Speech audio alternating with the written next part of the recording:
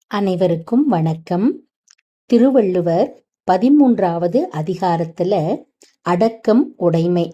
எவ்வளவு அறிவாளியாக இருந்தால் கூட அடக்கத்துடன் வாழ வேண்டும் என்பதனை 10 குறட்பாக்கள்ல சொல்லியிருக்கார். அதை பார்க்கலாமா? அடக்கம் அமரருள் உய்க்கும், அடங்காமை ஆரிருள் உய்த்துவிடும். அடக்கம் ஒருவனை தேவருலகில் செலுத்தும், அடங்காமை கடற்கரிய துன்ப உலகில் செலுத்தும்.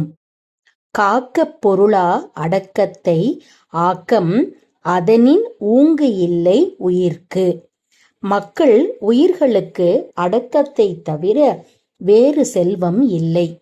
எனவே அடக்கத்தை உறுதி பொருளாக கொண்டு காத்தல் வேண்டும். செறிவறிந்து சீர்மை பயக்கும், அறிவறிந்து ஆற்றின் அடங்கப் பெறின். அறிய வேண்டியவற்றை அறிந்து நல்வழியில் அடங்கி நடந்தால் உலகத்தார் அவனுடைய அடக்கத்தை அறிந்து சிறந்தவனாக மதிப்பார்கள். நிலையின் தெரியா தடங்கியான் தோற்றம் மலையினும் மானப் பெரிது. தன் நிலையிலிருந்து மாறுபடாமல் அடங்கி நடப்பவனது உயர்வு மலையை விட மிகவும் உயர்ந்ததாகும். எல்லார்க்கும் நன்றாம் பணிதல், அவருள்ளும் செல்வர்க்கே செல்வம் தகைத்து. அடக்கத்துடன் வாழுதல் எல்லோருக்கும் நல்லதாகும். அவர்களுக்குள்ளும் செல்வம் உள்ளவர்களுக்கு அடக்கம் மற்றொரு செல்வம் போன்றதாகும். ஒருமையுள் ஆமை போல் ஐந்தடக்கல் ஆற்றின், எழுமையும் ஏமாப்பு உடைத்து. ஒரு பிறவியில் ஆமையைப் போல 5 பொறிகளையும் அடக்கி நடந்தால் அது அவனுக்கு 7 பிறப்பிலும் பாதுகாப்பை தரும். யாகாவார் ஆயினும் நாகாக்க, காவாக்கால் சோகாப்பர் சொல் இழுக்குப்பட்டு.